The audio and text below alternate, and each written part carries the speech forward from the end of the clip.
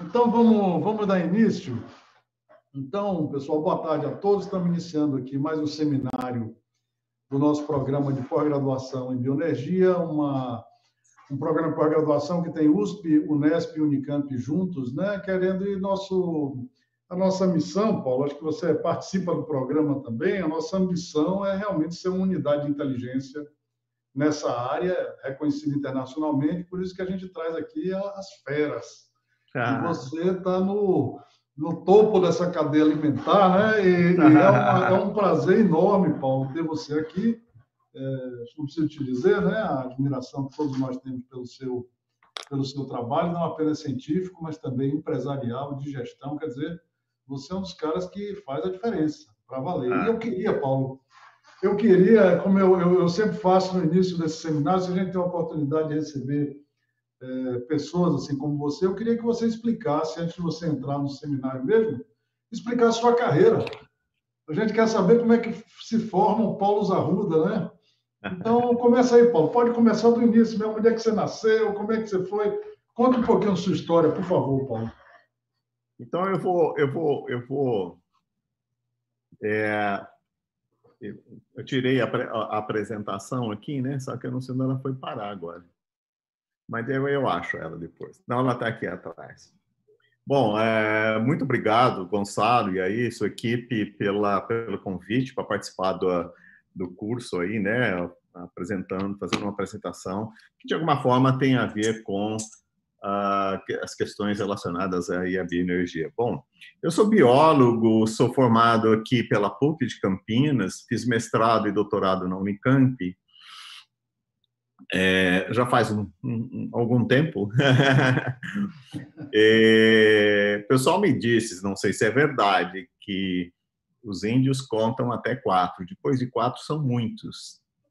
Então, eu posso dizer para vocês que fazem muitos anos que eu fiz mestrado, doutorado, eu fiz um pós-doutorado na Inglaterra, na área nos primórdios, né, da biologia molecular, quando as pessoas, eu diria que a biologia molecular, tanto na área animal, a humana, enfim, e de plantas, estava muito no começo, estava par e par, né? Tudo muito no começo. Então, as pessoas conseguiam isolar, clonar, sequenciar alguns genes, mas eram aqueles genes que eram super expressos, assim, cujo RNA correspondia praticamente a 70% do RNA mensageiro da célula. Então, não tinha erro, né? Era isolar RNA mensageiro, mas tudo isso naquela época era muito. E eu fiz um pós-doutorado em bioquímica, né, na bioquímica de plantas, na Inglaterra, numa estação experimental chamada Rothamsted, que foi a estação experimental onde nasceu a experimentação em plantas, né? E foi lá que o Fisher, né, um matemático, desenvolveu estatística para interpretar os experimentos de campo que eram feitos com as variedades de trigo e cevada lá do Instituto. O pessoal fazia experimento de campo, plantava, colocava mais nitrogênio, potássio, etc., gerava uma quantidade enorme de dados e não sabia o que fazer com aquilo. E aí tinha um matemático, um jovem matemático alemão, chamado Fischer, e chamaram o Fischer. E ele lá desenvolveu a estatística que nós conhecemos hoje, que agora é muito sofisticada, etc. Então, fiz meu pós-doutorado lá e voltei aqui para a Unicamp, na época onde não existia, né, biologia molecular na área. Então, a gente fez iniciamos um laboratório de biologia molecular, fizemos um primeiro projeto de biotecnologia, né, de um programa que chamava PDCT, compramos um monte de equipamentos, centrífugo, espectrofotômetro, essas coisas todas que demoraram 3 anos para chegar, porque na época era muito difícil importar equipamento por causa da lei da informática. Bom, e assim foi, construímos um laboratório, tivemos grandes companheiros, Adilson Leite, que ajudaram a gente a criar, né, vamos dizer assim, uma infraestrutura, né, e que foi o primórdio aí da biologia molecular na Unicamp.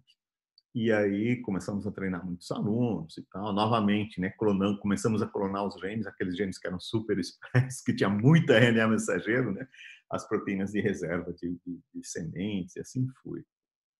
E a coisa foi crescendo, muitos estudantes, projetos internacionais, etc., com grande participação de jovens estudantes, né? E construímos um laboratório que cresceu e acabou contribuindo com conhecimento científico de ponta, etc.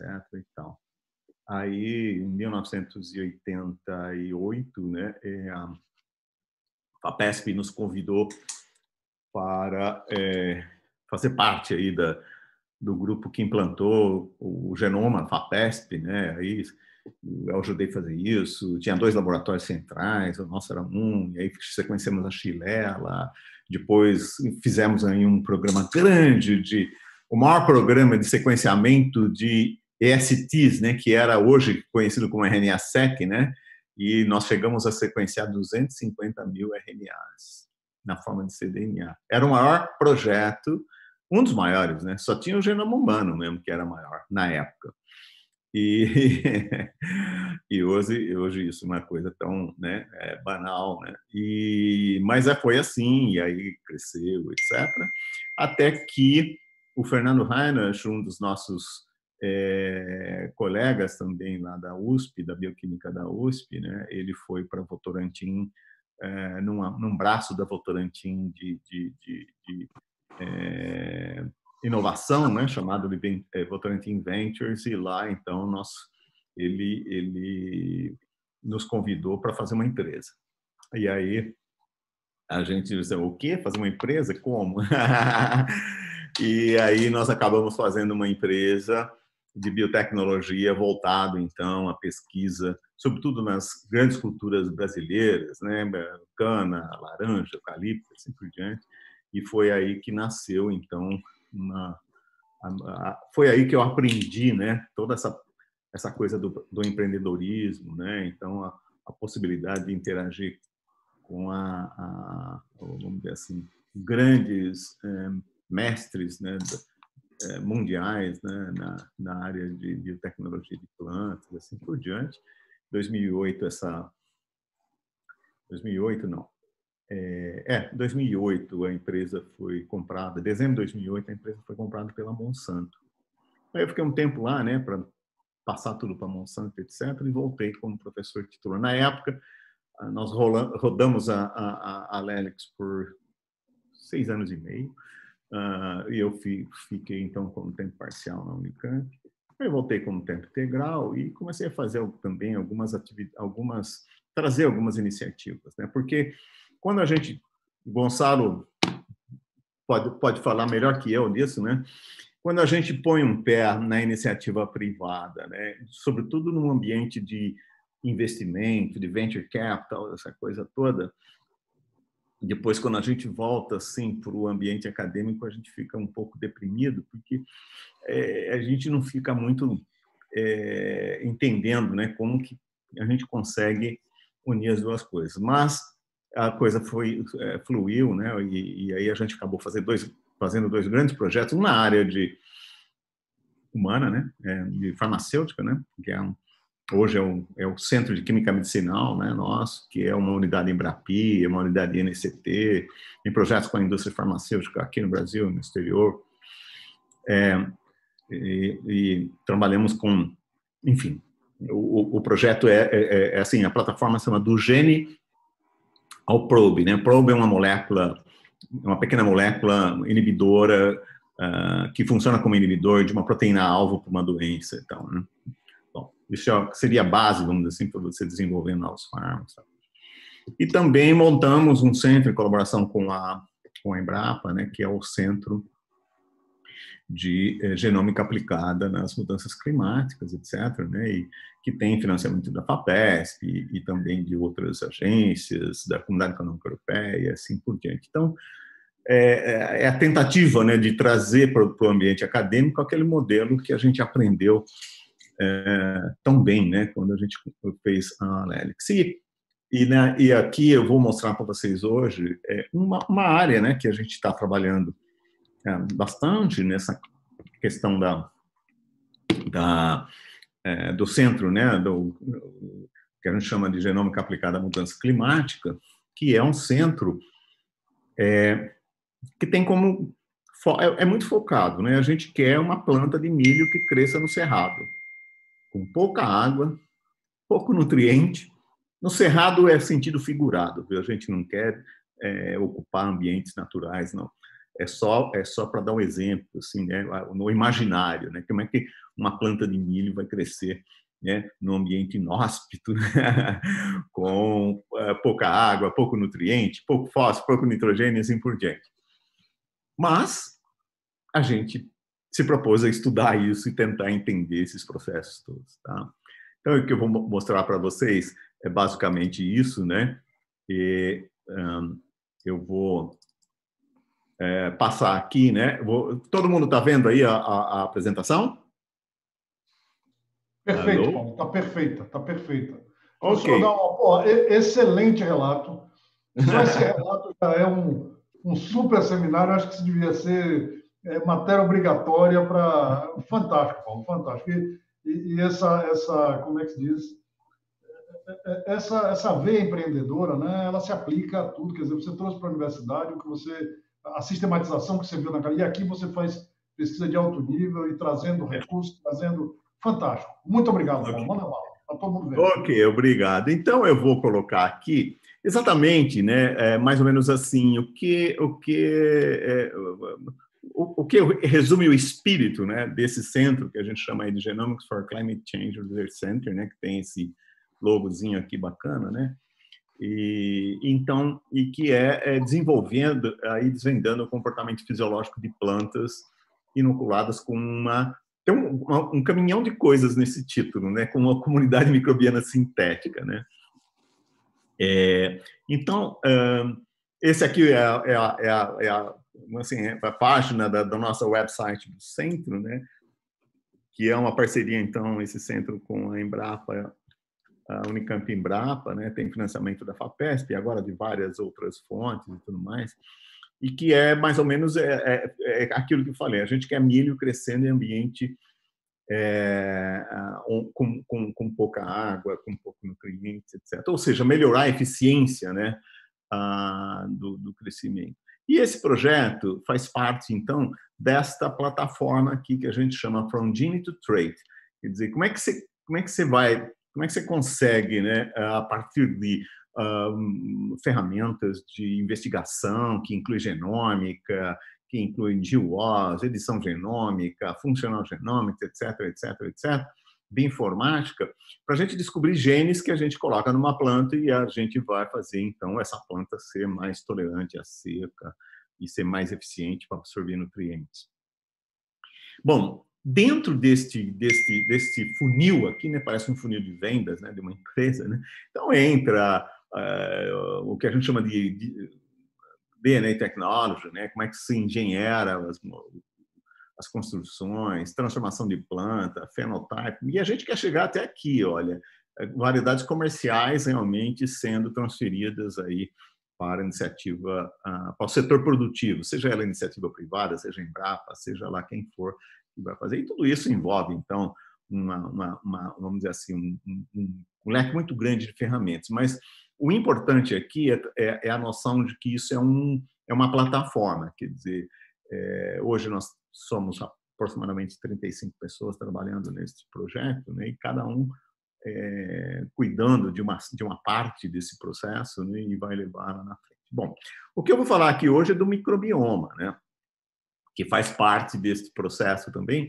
porque a gente acabou descobrindo um monte de coisas interessantes aí nesse processo, e essa descoberta, na verdade, ela nasceu de uma iniciativa em bioenergia com uma petroleira, a petroleira espanhola, né, a Repsol, que um dia, por uma razão assim bem serendipity, né, eu acabei participando de uma comissão que foi lá na Repsol em Madrid visitar, e eles queriam fazer um projeto, porque eles estavam interessados em bioenergia, bababá, todo aquele frenesi na época de bioenergia e tudo mais, né? E eles queriam... Eu falei, olha, vocês para fazer bioenergia, vocês têm que ter matéria-prima, tem que ter cana. E tem que crescer cana da maneira mais eficiente, mais produtiva, e isso tem a ver também com sustentabilidade, né? Quer dizer, você não pode, né, simplesmente aumentar a área, etc. Mesmo porque, né, vocês sabem melhor que eu de que não adianta você plantar muito longe da usina, né? Porque o custo de transporte é muito alto, etc, etc, etc. Então, seria interessante que a gente tivesse plantas muito eficientes nesse processo. E aí eles perguntaram para mim, e que projeto que você acha que seria interessante? Eu falei, olha, eu acho que a gente deveria fazer o microbioma da cana-de-açúcar. Por quê? Porque se a gente descobrir os micro-organismos que habitam a cana-de-açúcar, quem sabe a gente desenvolve tecnologia que usa esses micro-organismos para melhorar a eficiência do crescimento, etc, etc. E assim foi. E o que nós propusemos, então, para eles foi a seguinte coisa.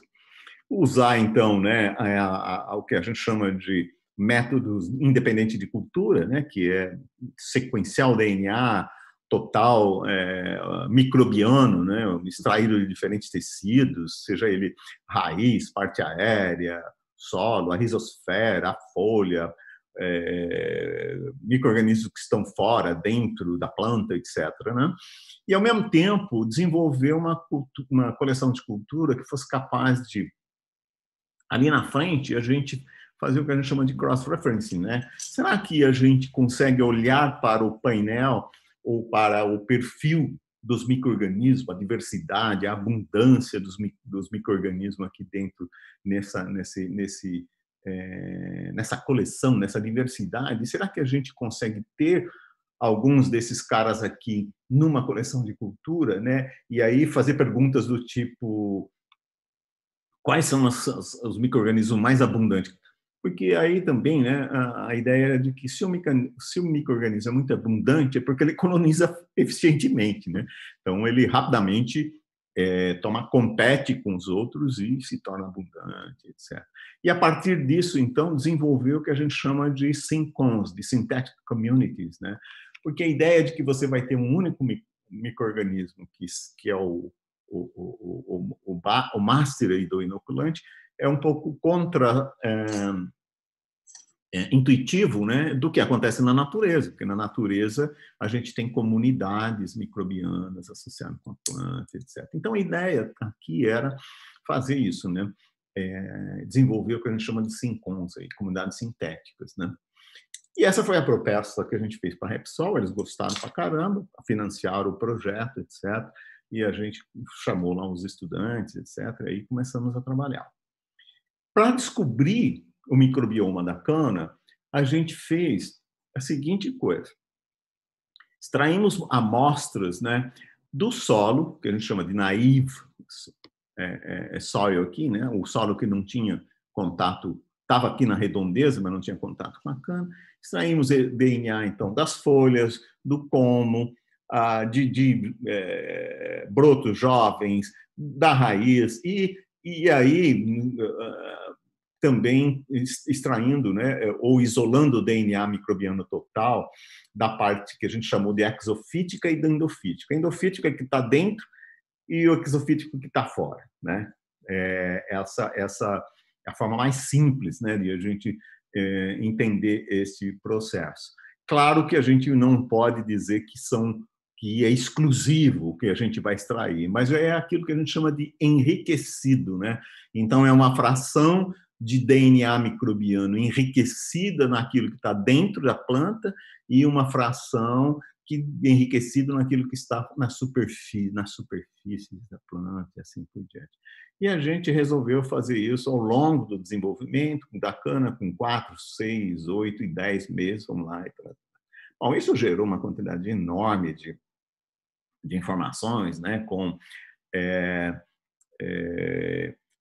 usando aqui os barcodes, né, 16S da região V4 para bactéria e depois para fungo ITS, da região ITS, e também fizemos um metagenoma disso daqui, etc., né, e geramos centenas de bibliotecas, cada uma tendo um mínimo de 1 milhão de reads, para ser, vamos dizer, que a gente chama de deep sequencing, né? E aí foi que a gente viu que a cana, ela abriga, né? Ela hospeda uma diversidade enorme, né? Em torno aí, foi encontrada em torno de 22 mil UTUs, né? Que são unidades taxonômicas, né? E distribuídas aí nos diferentes partes da planta, né, na raiz, na rizosfera, etc, etc, né? Esse gráfico aqui ele mostra aquilo que é exclusivo de determinadas áreas, né? Por exemplo, aqui, olha, esses 505 aqui, endofíticos, talcos, assim por diante, né? E por aí vai, né? E uma parte que é comum a todas, assim por diante.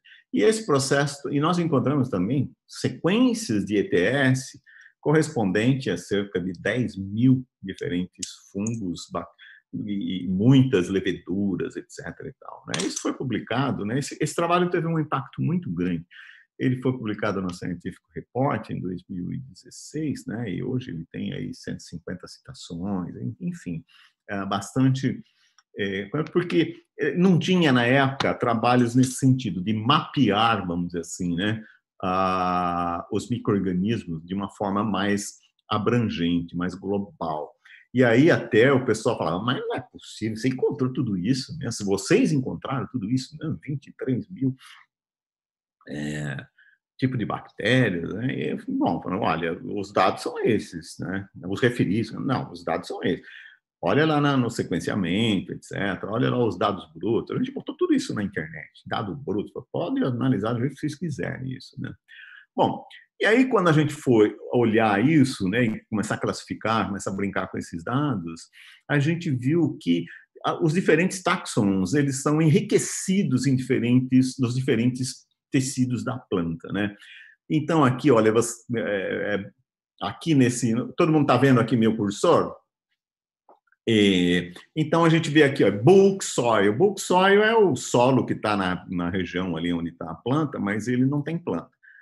Então vocês veem aqui que dependendo do tecido, né, a rizosfera, o endofítico da raiz, o broto jovem, o como bem na base, o como na parte intermediária, o como no topo da planta, o exofítico da folha, assim por diante, né? Então, os diferentes tecidos que a gente chama de compartimentos, vocês percebem que eles enriquecem diferentes comunidades microbianas. Então, se a gente for ver aqui do solo, a gente vê o vermelhinho quase muito fininho aqui, só uma coisinha, e de repente aqui, nessa parte aqui, ele é grande. Então, isso aqui nos deu a noção de que vamos dizer assim, o solo é o grande armazenador da diversidade microbiana encontrada na planta.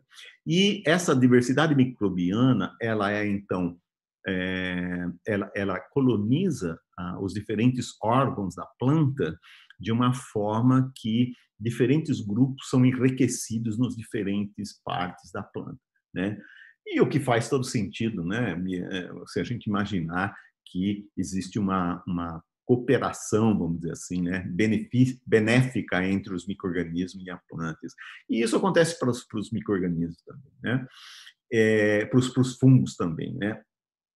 E isso foi muito interessante, mas mais interessante ainda foi a gente descobrir que os diferentes órgãos da planta, eles possuíam uma fração daquela enorme diversidade, tanto de bactéria quanto de fungo, que correspondia à maior parte do ponto de vista da abundância, né? Esse gráfico aqui, eu vou mostrar uma coluninha, o azul significa o quanto, tem uns triângulos branquinhos aqui, ele diz o seguinte, olha, daquela diversidade que a gente encontra aqui na rizosfera da planta com 4 meses, a gente vê que em torno de 10% corresponde a 90% da abundância relativa. O que significa isso? Daqueles 20 e tantos mil OTUs, ou micro-organismos, tem uma fração que é muito abundante. Se ela é muito abundante, a gente imagina, bom, se esses micro-organismos vêm do solo, então a planta deixa essas bactérias colonizarem muito mais eficientemente que as outras. E assim foi. E a gente acabou descobrindo que, na verdade, isso que a gente acabou nomeando como core microbiome, quer dizer, é um conjunto de micro-organismos ou de bactérias e também de fungos que eles colonizam ou eles representam em torno de 90% da abundância total daquele mundo do micro-organismo. Então, isso é compatível com a ideia de que você tem uma enorme diversidade, que ao longo do tempo, e provavelmente da evolução, né, as plantas também sendo selecionadas aí pelos breeders, etc., né, isso vai entrando num processo que vai tendo uma associação e aí determinados grupos acabam sendo, predominando em relação a outros, assim por diante. E a gente chamou isso, então, de core microbiome, né? Esse core microbiome, então, o que é o core microbiome? É um pequeno subset da diversidade total que é muito abundante, que representa 90% da abundância, né, relativa. E aí nos despertou a curiosidade, falando, bom, mas se ela é muito abundante, ela deve ter isso deve fazer algum sentido biológico, etc., né? E como é que eu consigo, então, né, isolar ou ter acesso, né, a aos membros desse core microbiome? Então, para fazer isso, a gente desenvolveu uma coleção de cultura, quer dizer, os mesmos tecidos lá que a gente aqui olhou aqui, a gente fez, então, tirou a raiz, tirou o colmo, e com a raiz e o colmo a gente fez, então, uma coleção de cultura. E o que é essa coleção de cultura? Bom, obviamente não tinha nenhum microbiologista no time nessa época, né? E a primeira coisa que os meninos fizeram foi isolar as bactérias, né? Fazer aquele isolado total, plaquear. E quando eles plaquearam, eles viram que tinha lá as colônias, eles pegaram as colônias e sequenciaram. Quando eles pegaram a colônia e sequenciaram, a sequência saiu tudo misturado, porque numa colônia desse plaqueamento primário tinha vários micro-organismos juntos. E aí bateu o desespero, falei, nossa, então agora nós vamos ter que isolar isso, né? Passar numa placa, arriscar a placa, pegar a colônia isolada, etc. E tá bom, isso aí vai ultrapassar o tempo do projeto que a gente tem que prestar conta lá para o Repsol.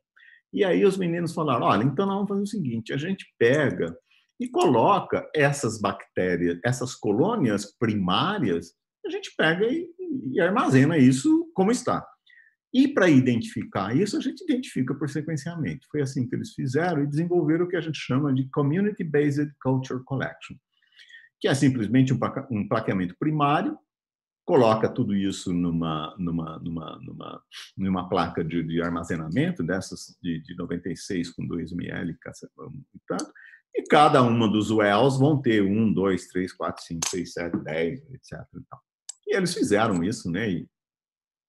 E colocaram isso dentro desse negócio. Aí, bateu outro desespero. E agora? Como é que a gente fala para sequenciar? Bom, sequenciar por Sanger não funciona, porque vai sair tudo misturado, sequência, e não consigo identificar. Então, eles desenvolveram um método para sequenciamento, usando PacBio, sequenciando o DNA ribossomal total, né, o gene ribossomal completo, usando PacBio, porque o PacBio ele sequencia a molécula única, né?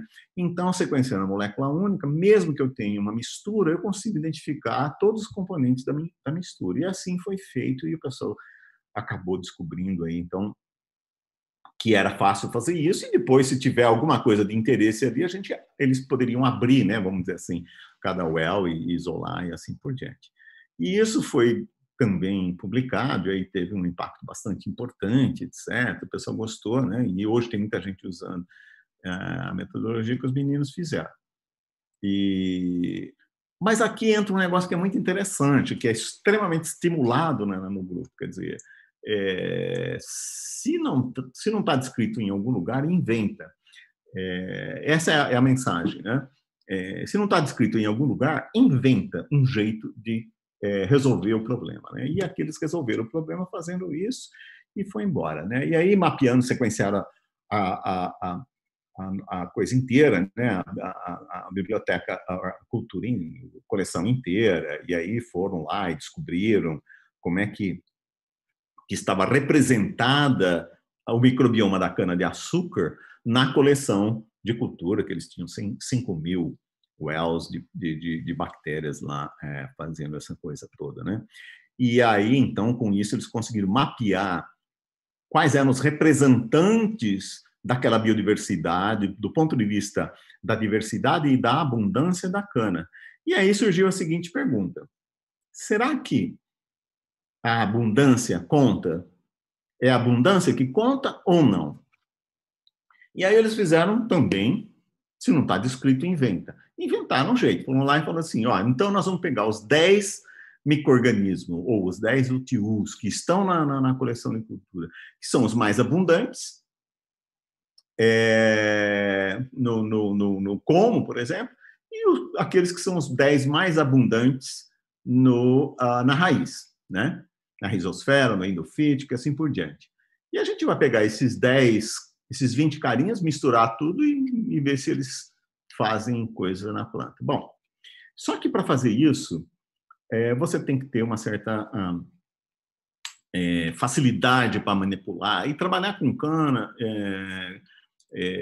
em condições assépticas e tal, é um pouco complicado, etc. E os meninos falaram, quer saber, vamos usar milho, quem sabe a gente descobre aí, esse negócio funciona em milho, né? Bom, aí eles fizeram isso em milho, mas também eles fizeram um monte de outras plantas, inclusive plantas modelo, tipo setária, brachypodium, etc. e tal. E olha que coisa interessantíssima, né? Eles descobriram, então, que aquela comunidade sintética aqui, então. Comunidade sintética é quando você mistura bactérias que você acha que fazem sentido. E fazer sentido aqui significa abundância relativa no microbioma da cana. E eles viram, então, quando aqui não inoculado, né, e as bactérias estimulam e fazem a planta crescer quase que 3 vezes mais a biomassa, né, num determinado tempo, etc. e tal.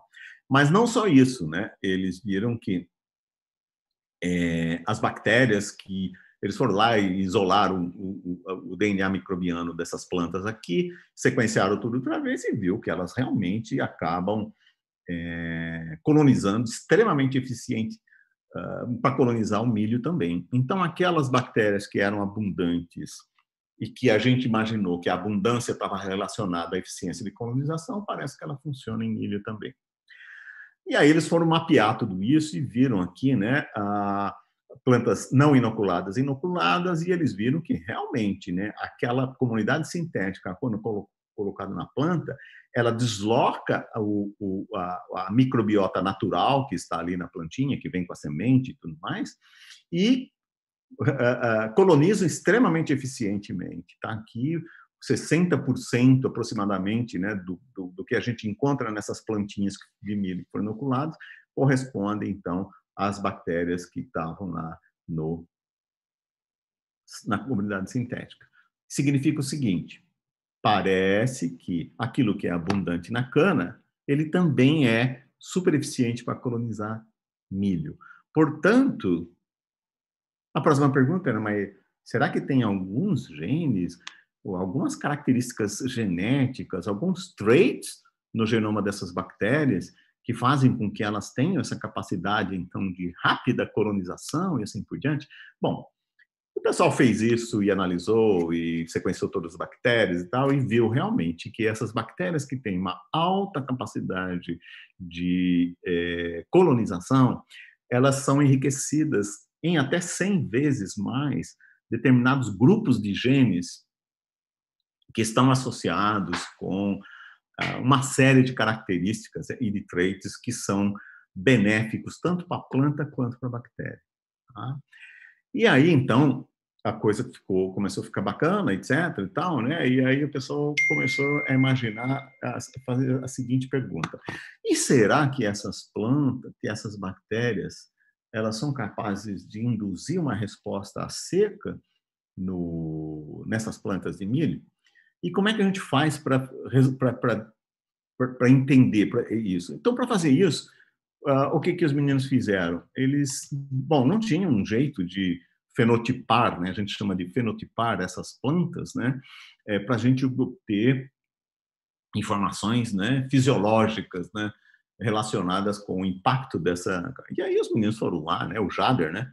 Deixou as pipetas e agarrou lá uns soldador, etc. e tal, começou a construir sensores e tudo mais. Né? Ele construiu balança, construiu mesmo, isso aqui é balança construída com sensor para medir o peso do vaso, montou todo um sistema de câmera, tudo isso ligado, então, a um sistema de transmissão, Raspberry Pi, estocando a informação, e ele chamou isso aqui de uma Medium Scale Platform, para fazer fenotipagem das plantas. E aí foram medir isso lá na casa de vegetação. Né? Aqui é um experimento mostrando, então, olha, os diferentes tipos de sensores. Né? Botaram o sensor para medir temperatura ambiente, umidade ambiente, para medir a radiação fotossinteticamente ativa. Construíram aqui, esse foi muito legal, construíram aqui um sensor para medir fluxo de seiva. Está vendo aqui? Essa é uma caneleira aqui para pôr aqui no pomo do milho, né? E ele tem um sensorzinho aqui, e eles fizeram isso com os meninos aí da fisiologia vegetal, né? Lá do grupo do Rafael Oliveira, e eles fizeram aqui. Então, ele esquenta a água aqui no começo, né? E aí ele capta a temperatura, a diferença de temperatura até chegar no outro sensor lá em cima. Então, a diferença de temperatura pode ser correlacionada com o fluxo da seiva e assim por diante. Então, medir o fluxo de seiva, temperatura, a umidade do solo, temperatura da folha, e por aí vai. Uma quantidade imensa de informação. Bom, com tudo isso, o que aconteceu? Eles começaram a, vamos dizer, ter informação em tempo real do que acontece com as plantas. Aí eles instalaram um experimento na casa de vegetação, e aqui está o delineamento estatístico, onde eles conseguiam medir a temperatura do ambiente, a umidade relativa do ambiente, o VPD, que é o déficit de vapor, né, de pressão de vapor, a intensidade de luz, temperatura da folha, a quantidade de água no vaso, e tudo isso em tempo real. Bom, só vou lá para vocês, é que eles geraram mais de 6 milhões de data points. Isso porque eles começaram a medir, a coletar só os dados de 5 em 5 minutos. Poderia ser de 5 em 5 segundos, ou enfim. Mas isso gerou 6 milhões de data points. E depois, como é que analisa tudo isso? Né? Bom, conclusão da história é que é muito legal, porque eles fizeram isso analisando a planta ao longo do desenvolvimento da planta, desde quando plantou até coletar as sementes e tudo mais. E a temperatura, né, a temperatura do ambiente, né, ela é baixa durante a noite, ela aumenta, né, principalmente no meio do dia, né, atinge picos altos de temperatura, dependendo do dia, dependendo da época, né, se é verão, não é, etc., dependendo se choveu, aumenta a umidade e assim por diante, né. A umidade relativa, né, ela aumenta muito durante o dia, porque tem uma quantidade enorme de evaporação, depois assim vai, e isso correlaciona, e fotografando as plantas em tempo real, de 5 em 5 minutos. E isso correlaciona com o comportamento das folhas, se as folhas enrolam, fecha estômago, não fecha estômago, e por aí vai. E olha que coisa bacana, porque eles pegaram essas plantas, então, e inocularam com aquelas bactérias daquela mesma comunidade sintética. E essa comunidade sintética, então, eles tinham lá o tratamento inoculado e não inoculado, e eles submeteram essas plantas a um estresse de água. Num determinado momento, cortaram a irrigação de um conjunto de plantas e mantiveram as outras irrigadas. E isso dá para ver aqui, olha, num time-lapse, né, do experimento. Eu só vou dar uma paradinha aqui para mostrar o experimento. A gente tem aqui 3 híbridos comerciais dessas empresas produtoras de híbridos de milho, né? A Monsanto, a Syngenta e a Pioneer, que é do POM. E aí, as 2 plantas mais à esquerda para mim aqui, né? Elas são não inoculadas, as 2 plantas mais à direita, inoculada. Não inoculada, inoculada. Não inoculada, inoculada. Aí, pararam a irrigação e foram medindo, tirando fotografia, né? E vocês vão ver, então, aqui, se o filme rolar, né?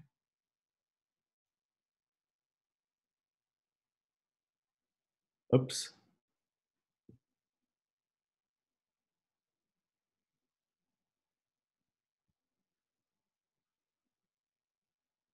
Acho que eu vou voltar uma.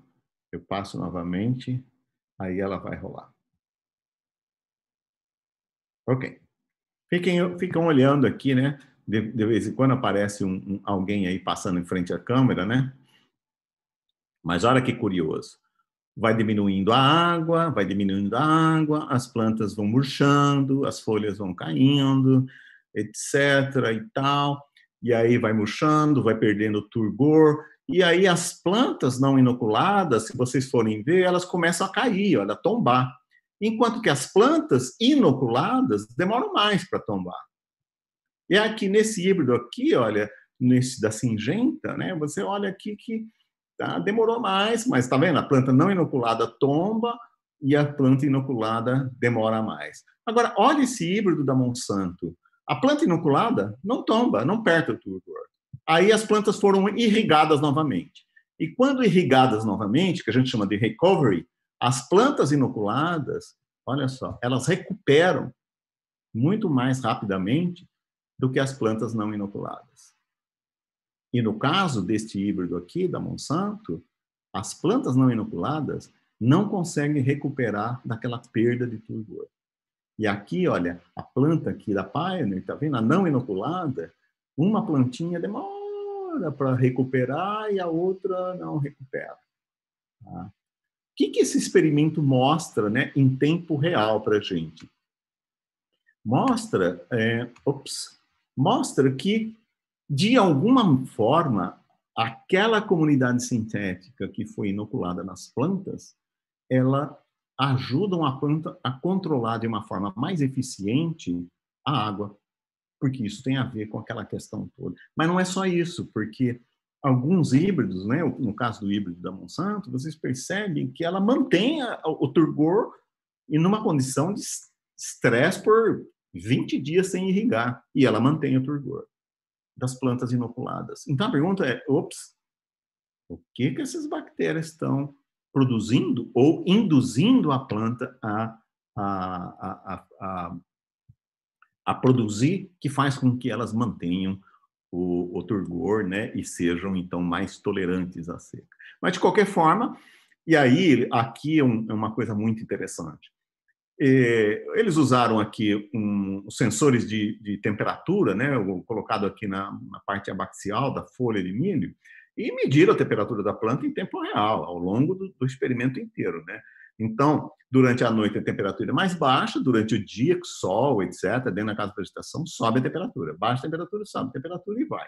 Mas, a hora que você vai olhar no detalhe aqui, você vê o seguinte, olha, que as plantas inoculadas, que é o traçado em azul, deste híbrido da Monsanto, quando inoculado, a temperatura chega a ser 2, 3 graus mais baixa do que a planta não inoculada. Olha que curioso. Parece que essas bactérias eles estão funcionando como um antitérmico aqui, né? Um Tilenol, coisa uma assim.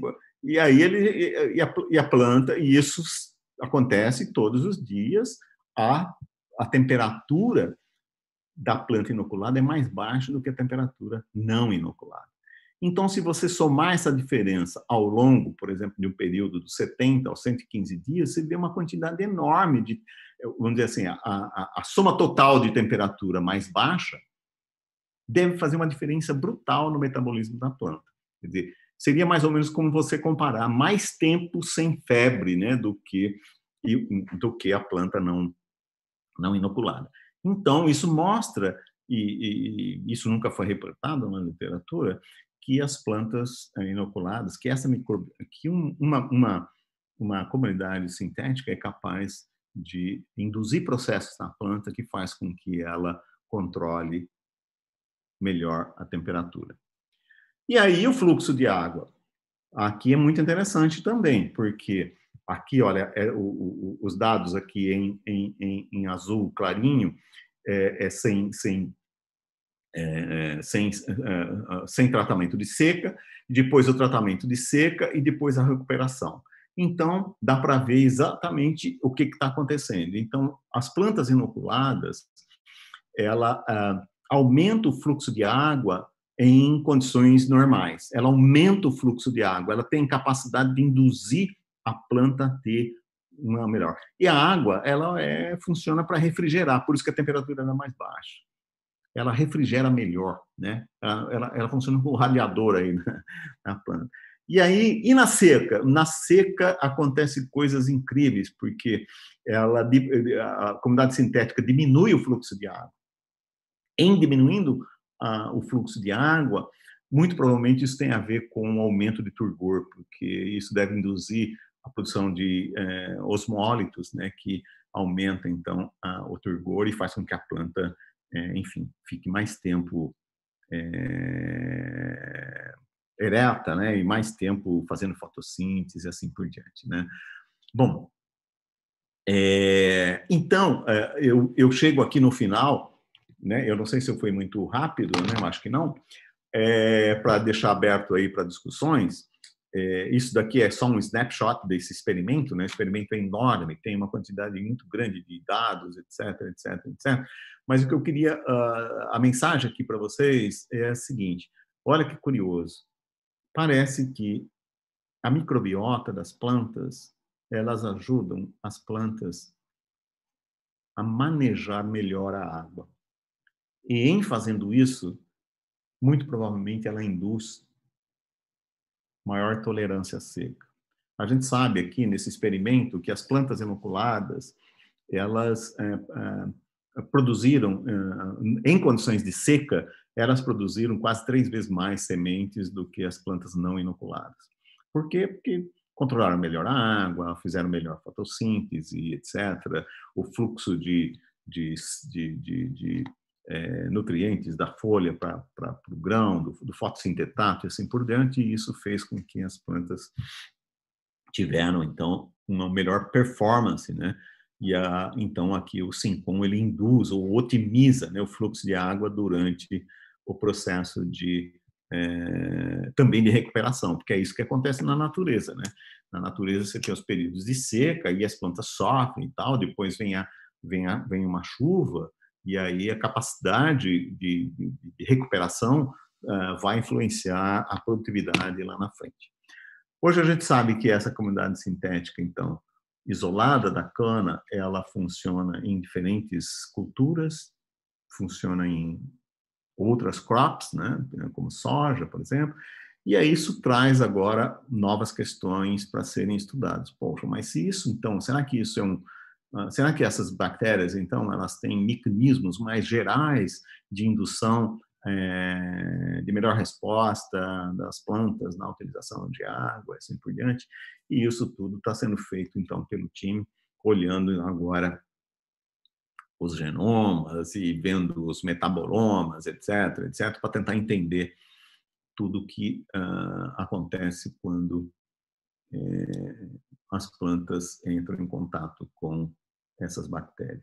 O mais curioso, né, eles mapearam também aqui a colonização dessas plantas aqui, o mais curioso é que parece que quando você inocula com esse conjunto de bactérias, né, que a gente chama de comunidade sintética, ela não só coloniza mais eficientemente, que a gente chama de colonizadores robustos, né, são robust colonizers, mas elas também atraem outras bactérias que estavam lá no solo e que também aumentam a eficiência de colonização, só quando você inocula com a comunidade sintética, porque as plantas ao lado que não foram colonizadas, isso não acontece. Ela não. Então, parece que o inóculo recruta parceiros benéficos que estão ali na microbiota natural, e isso faz com que aumente o benefício para a planta. A pergunta aí é, mas será que isso é feito pelas bactérias por traits que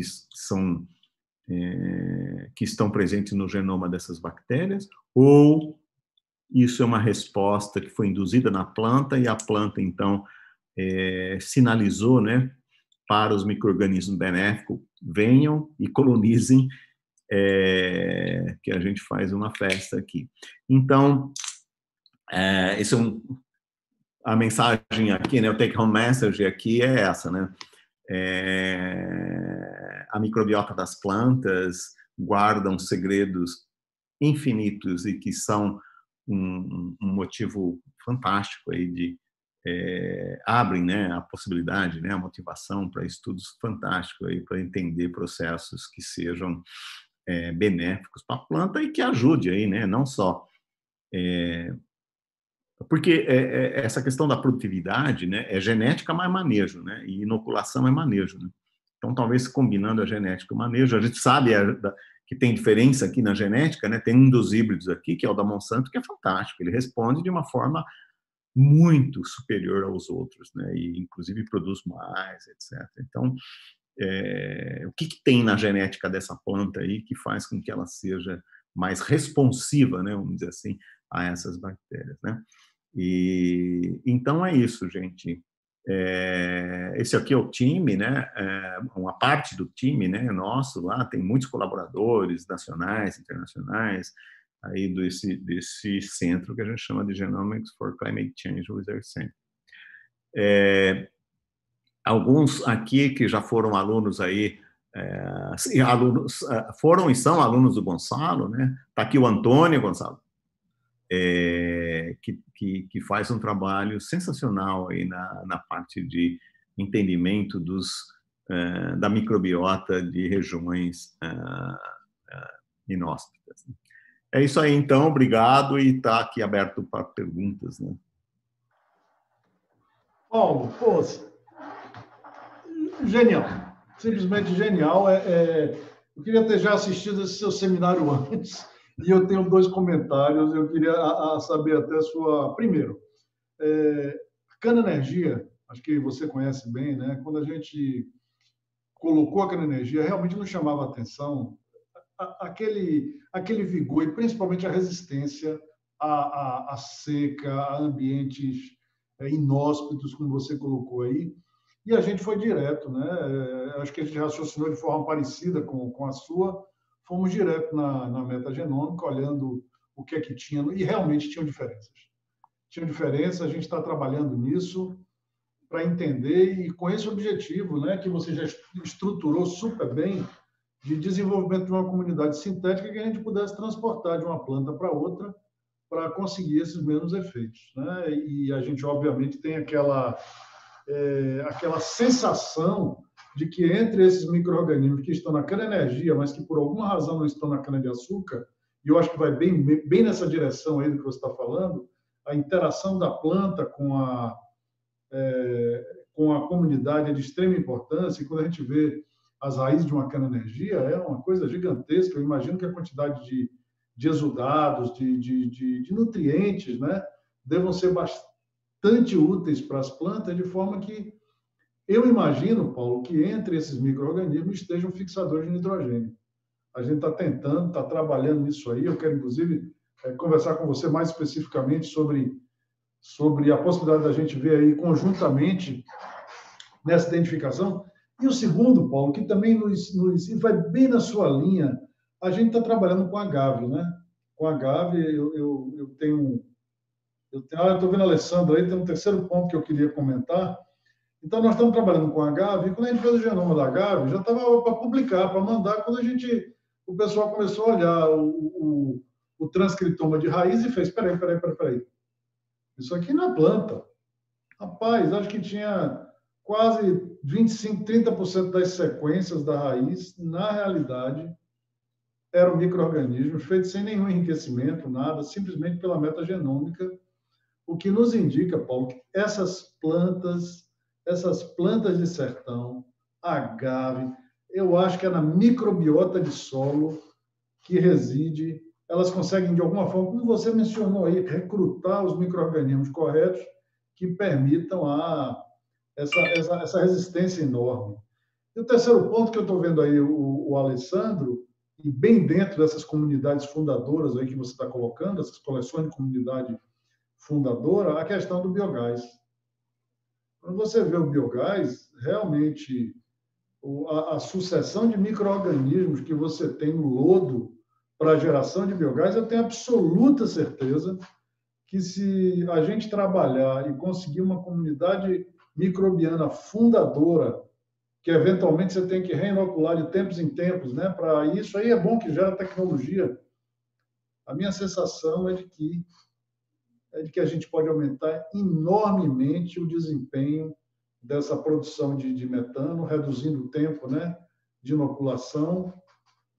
Agora, Paulo, eu fiquei muito curioso do seguinte, quer dizer, tudo isso começou, essa sua ideia com essa interação com a petroleira espanhola, com a Repsol, é isso? Sim, sim. É tal coisa, né? Quer dizer, eu tive uma experiência boa também com essa coisa toda de melhoramento de cana, lá com o pessoal da Canaviales, né? Na época que a gente rodava Alex e tudo mais. E cana não é exatamente, vamos dizer assim, amigável do ponto de vista do melhoramento genético, né? Você sabe que todas vamos dizer assim, os métodos de você, enfim, gerar variabilidade ou selecionar variabilidade que a gente usa em plantas que se reproduzem por semente, né? Tipo milho, soja, trigo e tudo mais. A gente não aplica a cana, né? Porque não dá para cruzar, né? A cana, você faz um cruzamento, semeia milhões, e dentro daqueles milhões você tenta identificar qual que é a variedade comercial. Não dá para você depois retrocruzar, porque estraga tudo outra vez, né? Que é o melhoramento de milho, de soja, é exatamente esse, é criar populações. Então, não é. Então, foi o que a gente tinha na época para oferecer para a Repsol. Olha, microbioma vai ser um negócio bacana, então por que a gente não faz isso, né? Agora, quando a gente fez esse projeto, Gonçalo, de cara, já eu acho que a gente teve um insight, tudo serendipity, viu? Não é pensar que esses caras, né, sabiam tudo, não sabiam nada. Vai lá e vamos fazer, para ver o que dá, né? Mas, claro que eu estou sendo um pouco superficial, né? Mas, sem dúvida nenhuma, os meninos que trabalharam nisso são fantásticos. Mas o que acontece? A primeira coisa que surgiu nas discussões iniciais desse projeto, né, lá com os meninos, sentado na bancada lá do laboratório, foi o seguinte: olha, o ideal seria, talvez, a gente pegar uma cana que está crescendo num ambiente que ela não é um ambiente de campo, né, de cultivo de cana, etc. e tal. Por quê? Porque existem práticas, vamos dizer assim, agriculturais que eventualmente já mudou muito a microbiota dos solos aí dos campos de produção, como herbicidas, inseticidas. A gente sabe que existe uma quantidade razoável de antibiótico nas dornas de fermentação, que é utilizado inclusive para irrigar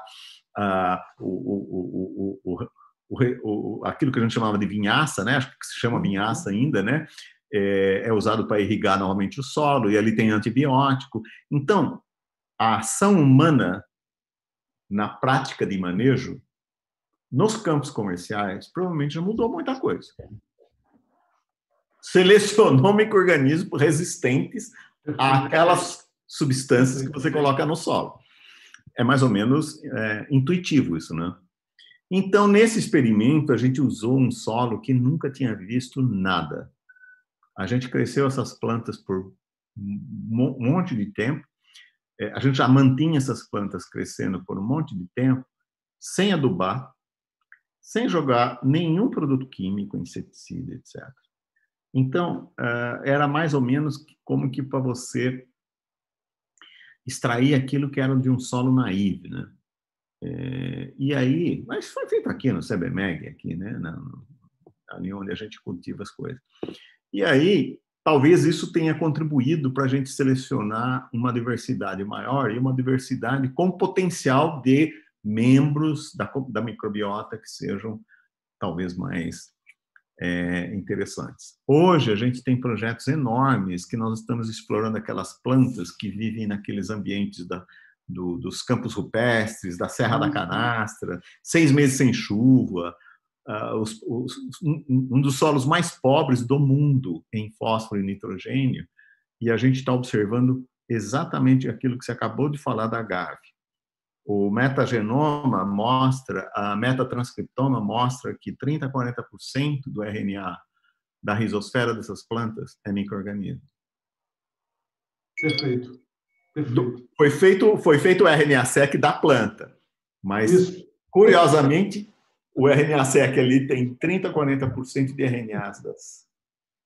Perfeito, Paulo. Exatamente. Olha, eu sinceramente acho, Paulo, que esse caminho é o caminho que a gente tem que aprofundar e trilhar.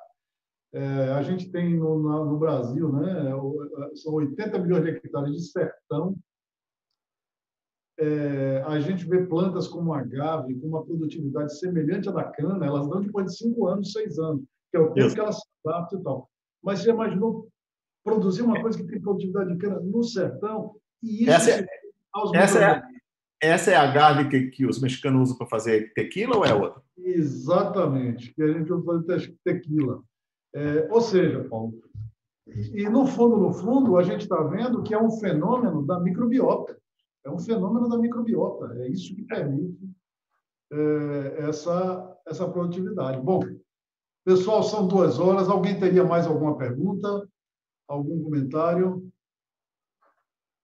Se não tivermos, Paulo, essa sua aula de como ser um cientista, né? Um cientista empreendedor com enorme sucesso, e principalmente, sabe, Paulo, você é um exemplo que eu gosto sempre de citar, porque você mostra que dá para fazer coisa de altíssima qualidade científica, né? Você é uma das referências, considerada uma das lideranças mundiais, em termos de qualidade, ao mesmo tempo que a gente empreende. Essas duas coisas não são, de forma nenhuma, opostas. Pelo contrário, são... Pelo contrário, com certeza.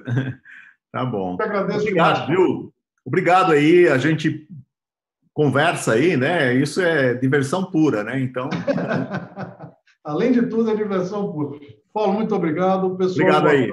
Muito obrigado de verdade. Boa tarde a todos. Essa aula fica gravada, né? Fica gravada de forma... Fica gravada, Gonçalo? Porque fica gravada, Thelma. Inclusive, obrigada pela aula. Eu achei genial para mostrar para os alunos isso. Exatamente. Além de ser interessantérrima, eu estava ensinando umas coisas parecidas, muito mais simples, para os meus alunos na engenharia química, e que, infelizmente, nenhum pôde assistir. Mas essa história das comunidades microbianas fazendo papéis que são até desconhecidos, né? Agora que vocês estão começando a conhecer, isso é genial. Acho que o pessoal da engenharia química vai amar ver isso. Eu vou pegar depois o... Então, mas eu sempre digo o seguinte, é muito difícil a gente conseguir numa aula mesmo, né? Ter um inesperado e ter tantas conexões. Eu tenho a impressão que uma das coisas do nosso curso é justamente criar essas conexões, essas coisas improváveis, que, por exemplo, o engenheiro químico dificilmente ia ver o que uma pessoa mais na ponta na área de agronomia, da genética de plantas. Mas nos seminários e num curso como o nosso da Bioenergia, eu acho que o que a gente consegue é isso, então, essa conexão de diversidades, que é fantástico. Não, é genial tudo isso. Porque hoje é muito importante que os alunos da engenharia química estudem isso. E eu comecei a forçar que eles tenham aulas sobre, muito no chute, porque eu não conheço muito, mas sobre sequenciamento, sobre essas técnicas de você fazer sequenciamento de comunidades mistas, né?